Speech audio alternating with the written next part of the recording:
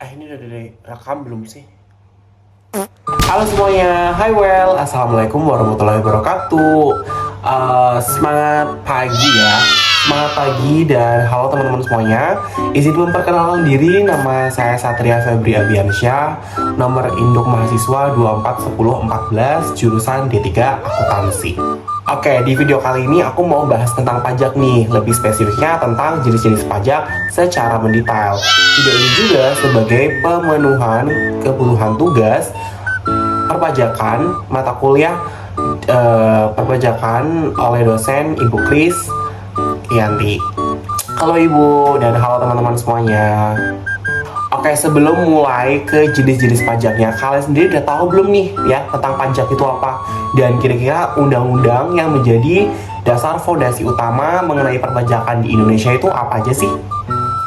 Oke, dasar fondasi atau landasan utama perpajakan di Indonesia yang pertama nih ada di Undang-Undang Republik Indonesia ya nomor 28 tahun 2007 yang berisikan kontribusi wajib ya bagi kita selaku warga negara Indonesia ya kepada negara ya yang terutang nih secara pribadi ataupun badan usaha ya, dan bersifat memang memaksa ya, bersifat memaksa, tetapi ada ya kebukan dari undang-undang yang berlaku gitu, dan memang tidak mendapatkan imbalan secara langsung dan digunakan untuk pastinya ke stabilitas negara ya, dan juga sebesar-besarnya untuk kemakmuran seluruh masyarakat karena Indonesia masih menganut Pancasila ya, jadi memang ada kesetaraan ya terhadap ekonomi di bidang tersebut.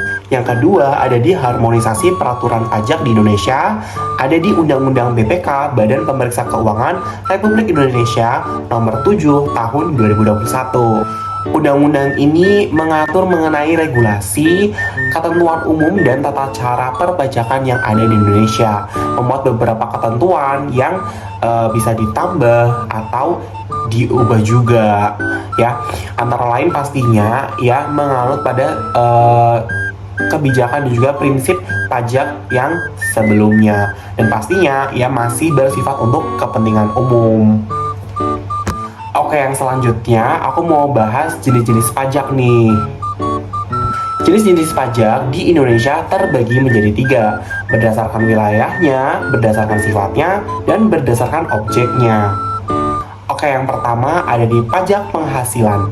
PPH atau pajak penghasilan adalah pajak yang diterima oleh perorangan pribadi dan juga badan usaha atas dasar penghasilan yang didapatkan, bisa bentuknya dari gaji, royalti, dividen, income, dan lain sebagainya.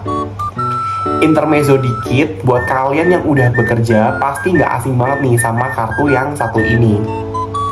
Yap, betul banget, buat kalian yang udah kerja atau sebelumnya kerja pasti udah tahu sih sama kartu ini. Dan yang belum tahu sih nih aku kasih tahu. Oke, kartu ini adalah NPWP ya well ya, atau nomor pokok wajib, betul, wajib pajak ya. Jadi nomor ini diberikan kepada seseorang ya sebagai bentuk identitas jika orang tersebut sudah wajib hak dan kewajibannya membayar dan juga melaksanakan perpajakan di Indonesia. Tapi jangan salah, ada juga nih ya PTKP atau penghasilan yang tidak kena pajak. Seseorang yang sudah bekerja tetapi penghasilannya tidak dikenai pajak apabila mereka mendapati kondisi pada salah satu syarat atau hal-hal berikut. Yang pertama, untuk diri wajib pajak atau status single belum nikah apabila gaji selama setahun maksimal ada di angka 54 juta. Artinya dia tidak dikenai pajak well.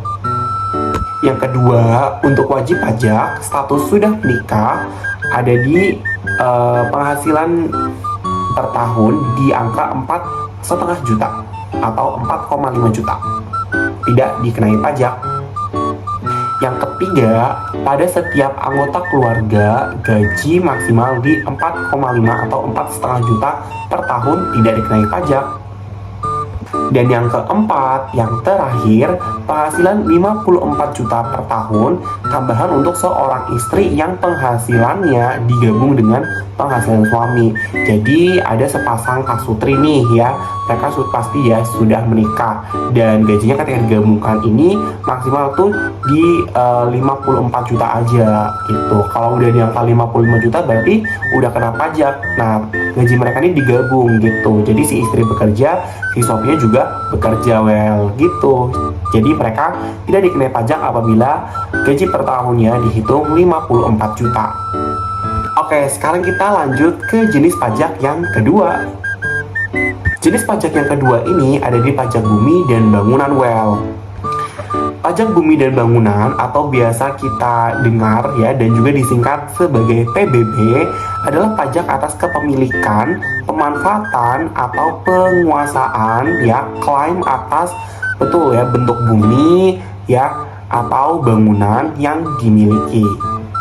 Jadi baik itu bentuk dalam properti, tanah kafling, bangunan kosong, apabila bumi atau bangunan tersebut memiliki klaim atas seseorang atau kepemilikan siapapun, badan usaha juga ya, artinya sudah wajib membayar pajak bangunan dan bumi dan bangunan. Dasar hukum pajak bumi dan bangunan di Indonesia tertuang di Undang-Undang Nomor 12 Tahun 1994 dan juga Undang-Undang Nomor 28 Tahun 2009 mengenai pajak daerah dan retribusi daerah. Oke, ini adalah contoh dari surat pemberitahuan pajak bumi dan bangunan di Indonesia. Nah, pajak bumi dan bangunan itu punya NJOP atau nilai jual objek pajak. Untuk cara menghitung pajak bumi dan bangunan di Indonesia itu gampang banget, Bel. Yang pertama, kalian harus tentuin dulu nih nilai jual objek pajak yang sedang ditentukan. Yang kedua, bisa dikurangi ya terlebih dahulu nilai jual objek pajak dengan nilai jual objek tidak kena pajak.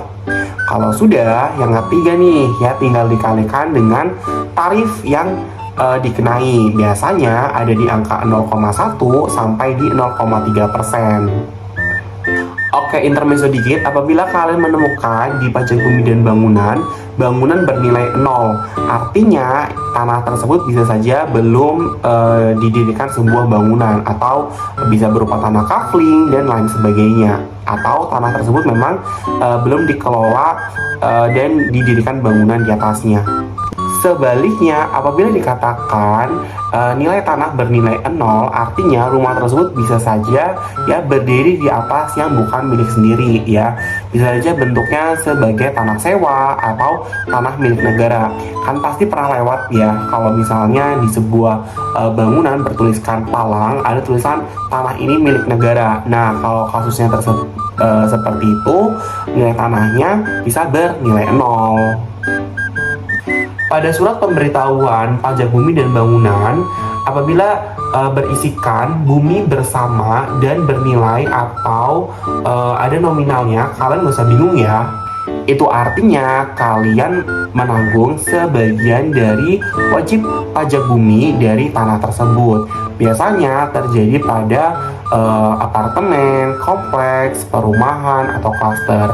Jadi seseorang yang sudah lama menghuni bangunan di daerah perumahan atau di apartemen tersebut biasanya akan terkena pajak tanah juga atau pajak bumi juga. Oke, yang ketiga ada di pajak pertambahan nilai atau biasa kita dengar dan kita sebut juga sebagai PPN. PPN atau pajak pertambahan nilai adalah pajak yang dikenakan atas setiap pertambahan nilai atas dasar dari barang dan juga jasa ya ataupun jasa juga dalam peredaran dari produsen ke konsumen. Artinya pajak ini akan dikenakan pada setiap tahap rantai produksi dan juga distribusi. Tidak hanya bentuk dari barang ataupun jasa yang ada di Indonesia, barang ataupun jasa dari bentuk ekspor dan juga impor akan dikenai pajak ini.